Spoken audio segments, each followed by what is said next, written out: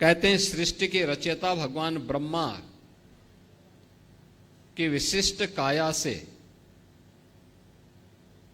कायस्थ जन्म लेता है और वह भगवान चित्रगुप्त के रूप में इस सृष्टि के सभी प्रकार के लेखा जोखा को रखने के व्यवस्था करता, उसके कर्म साधना को, यानी अच्छा कर्म करेंगे तो अच्छे फल प्राप्त होंगे, बुरे कर्म करेंगे तो बुरे फल प्राप्त होंगे। उस पूरी व्यवस्था के साथ जोड़ करके पूरे समाज को कैसे धार्मिक बनाना है, कैसे अध्यात्म के पथ पर अग्रसर करना है, यह कार्य यह सभा कर रही है। और पिछले हजारों वर्षों से ये परंपरा चली आ रही है। यहीं पर नहीं, पूरे देश के अंदर कायस्थ समाज एक प्रबुद्ध समाज माना जाता है, पढ़ा लिखा समाज, और जीवन का कोई ऐसा पक्ष नहीं है, क्या धर्म का, क्या अर्थ का,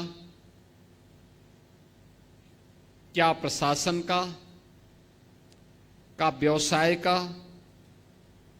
क्या चिकित्सा का, क्या शिक्षा का, जिसमें इस समाज से जुड़े हुए विभिन्न महापुरुषों ने अपना विशिष्ट योगदान न किया हो। याद करिए, गुलामी के कालखंड के दौरान जब ये देश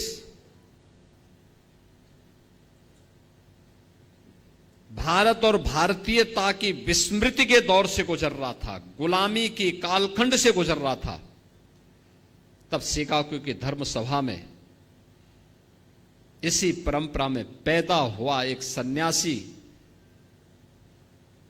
दुनिया के सभी धर्म गुरुओं के सामने इस बात का उद्घोष करता है कि मैं भारत की उस परंपरा से आया हूं जिसने सदैव मानवता के कल्याण का मार्ग प्रशस्त किया, और जो दुनिया के सामने इस बात की उद्घोषणा भी करता है कि मुझे गर्व है कि मैं हिंदू हूं। और स्वामी विवेकानंद, याद करिए, इसी परंपरा में तुम मुझे खून दो मैं तुम्हें आजादी दूंगा का उद्घोष करने वाले नेताजी सुभाष चंद्र बोस पैदा हुए। यानी कलम का ही नहीं, तलवार की भी पूजा की है, और दोनों के समन्वय से ही समाज और राष्ट्र की व्यवस्था चलती है। याद करिए, स्वतंत्र भारत में भारत का संविधान कैसे बनना चाहिए, उत्तर दक्षिण पूरब पश्चिम क्षेत्र, भाषा, जाति, मत, मजहब, इन सब को एक साथ एक मंच पर ला करके खड़ा कर ले।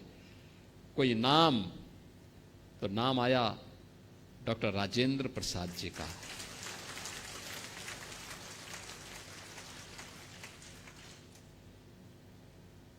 डॉक्टर राजेंद्र प्रसाद जी का। स्वतंत्र भारत में बार बार दुश्मनों के द्वारा किए जा रहे हमलों का जवाब देने के लिए कैसा प्रधानमंत्री चाहिए, तो लाल बहादुर शास्त्री ने 1965 में पाकिस्तान को नाकों चने चबवा करके स्वतंत्र भारत में पाकिस्तान को उसकी औकात दिखाने का काम भी किया था।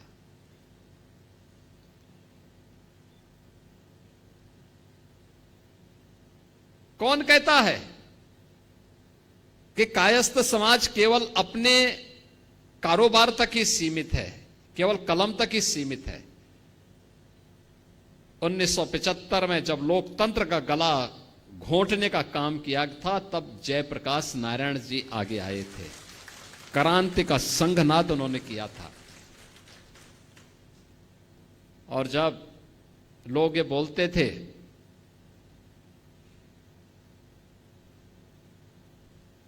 कि अयोध्या में राम मंदिर कभी नहीं बन पाएगा, तो महर्षि महेश योगी जी ने हॉलैंड में राम के नाम पर सिक्का चालू कर दिया था। यानी भारत से बहुत दूर हॉलैंड में उन्होंने भगवान राम के नाम पे ही करेंसी जारी कर दी।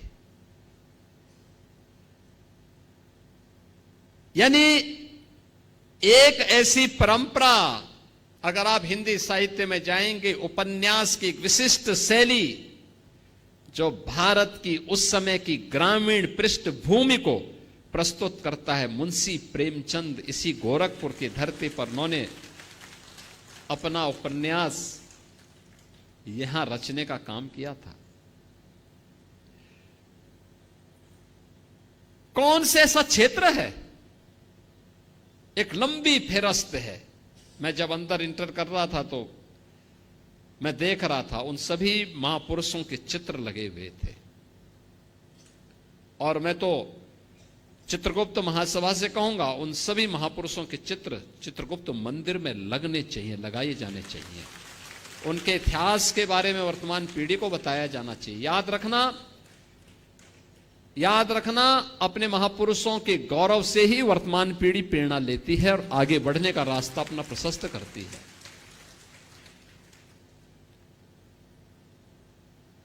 शालीनता और सज्जनता किसी भी व्यक्ति के अपने गुण हैं, अपने संस्कार हैं,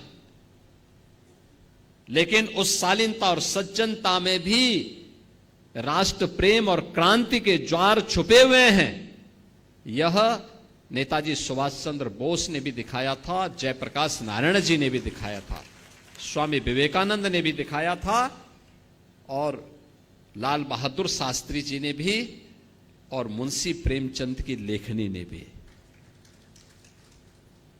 यानी कोई ऐसा दौर नहीं जब इस समाज ने देश के लिए बहुत कुछ न किया हो, बहुत कुछ योगदान न किया हो।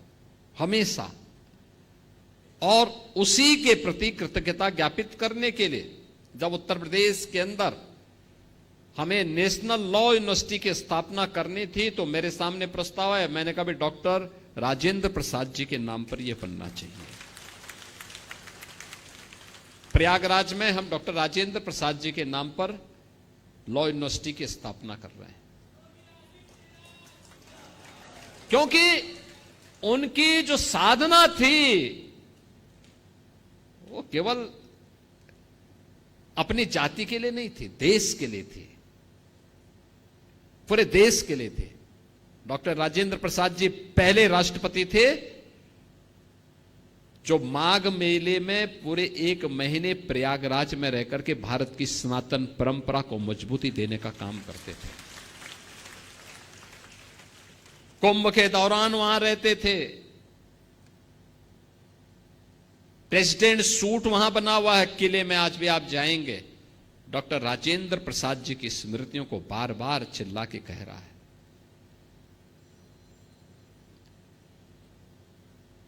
यानी इतनी विशिष्ट व्यवस्था। हम जब प्रयागराज में जाते हैं,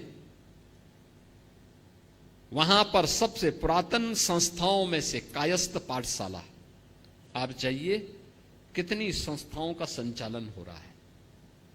गोरखपुर में आते हैं, महात्मा गांधी कॉलेज की परंपरा आपने देखा होगा। यहां पर Mahatma Gandhi inter college, Mahatma Gandhi degree college, और उसके माध्यम से संचालित प्रेम बाबू और उनके परिवार के लोगों ने किस प्रकार से उस विशिष्ट पहचान को बनाए रख करके क्वालिटी एजुकेशन, जहां भी गए क्वालिटी एजुकेशन। लेकिन ऐसा नहीं कि केवल उसमें कायस्थ के ही बच्चे पढ़े हों, ऐसा नहीं कि केवल वहां पे केवल कायस्थ के ही बच्चे नौकरी करते हों। पूरा समाज कर रहा है, सबके लिए दिया है। हां, विशिष्ट योगदान इस समाज ने किया, इस समाज के महापुरुषों ने योगदान किया। नेताजी सुभाष चंद्र बोस का योगदान पूरे समाज के लिए था। कौन सा ऐसा क्षेत्र है, वह विज्ञान का हो, पर्यटन का हो, चिकित्सा का हो, शिक्षा का हो, विधि का हो, हर क्षेत्र में पहले भी आज भी वह विशिष्ट योगदान उस रूप में चल रहा है।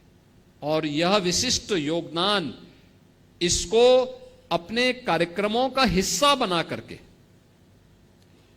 वर्तमान पीढ़ी को बताए जाने की आवश्यकता है कि नहीं भाई, ऐसा नहीं है, हमने केवल लेखा जोखा नहीं रखा है, बल्कि समाज की आवश्यकता के अनुरूप उस प्रकार की लीडरशिप भी दी है, उस प्रकार का नेतृत्व भी दिया है, और उस प्रकार के नेतृत्व के माध्यम से लोगों को एक नई दिशा भी देने का काम किया है। कला के क्षेत्र में अमिताभ बच्चन का कोई मुकाबला है क्या?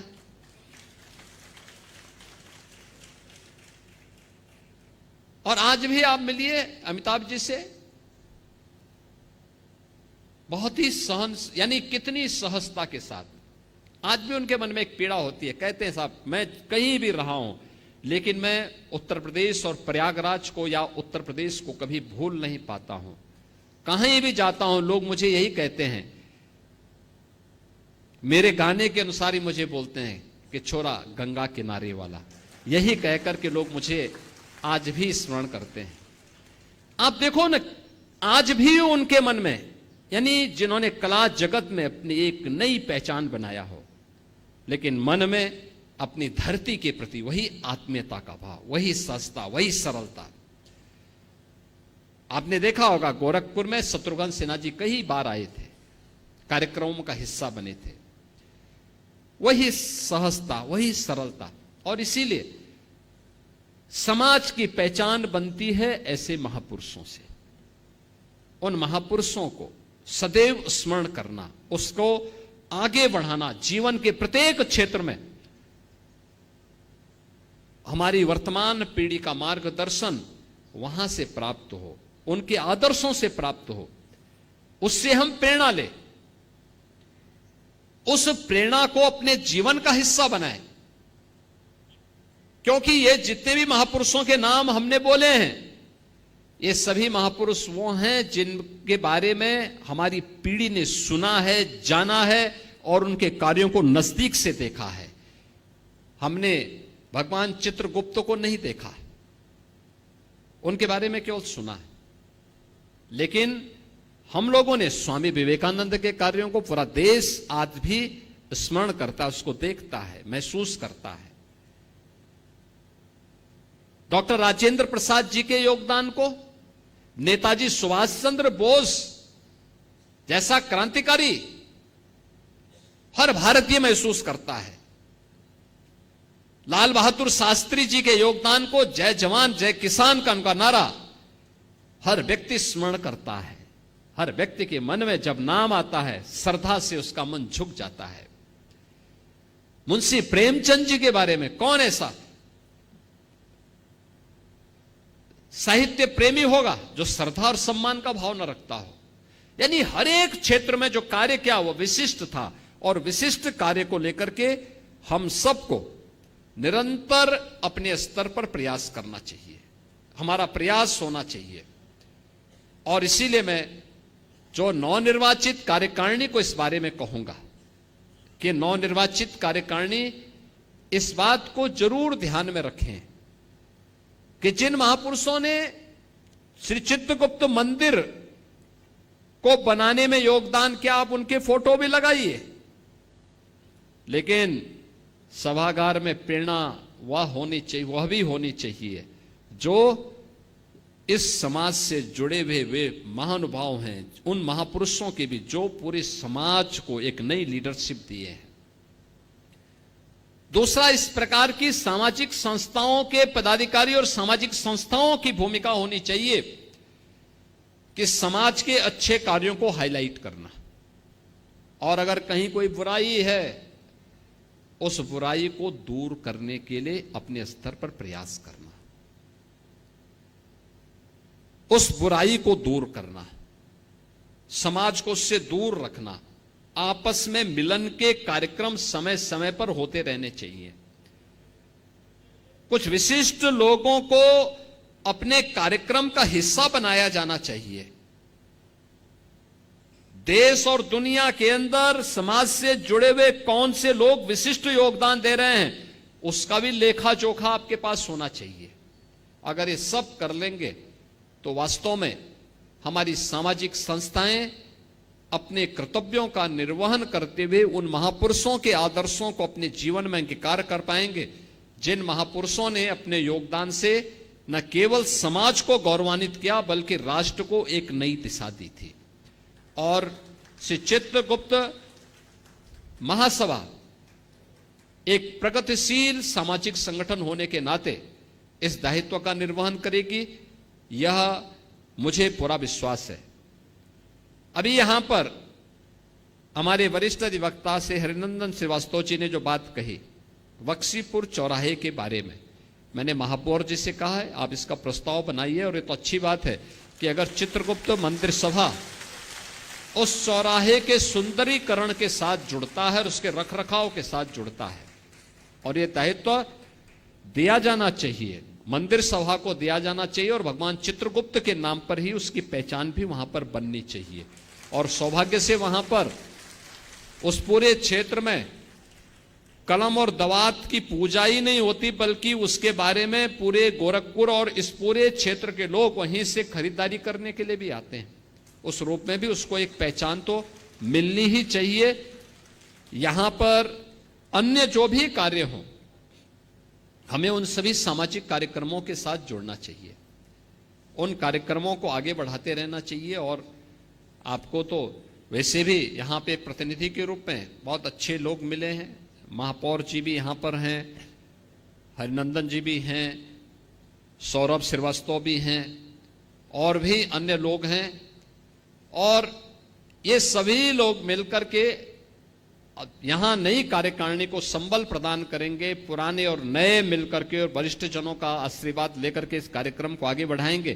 कोई कारण नहीं कि चित्रगुप्त महासभा गोरखपुर की एक सबसे अग्रणी सामाजिक संस्था के रूप में अपनी पहचान बनाने में सफल हो पाएगी, इसमें कोई संदेह नहीं होना चाहिए।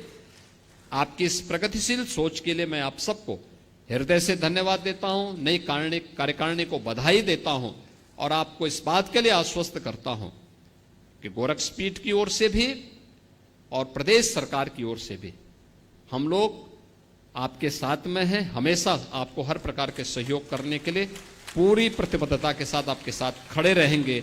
इस विश्वास के साथ मैं आप सबके प्रति अपनी शुभकामनाएं देते हुए अपनी वाणी को विराम देता हूं। धन्यवाद। जय हिंद। एंड तक वीडियो देखने के लिए धन्यवाद।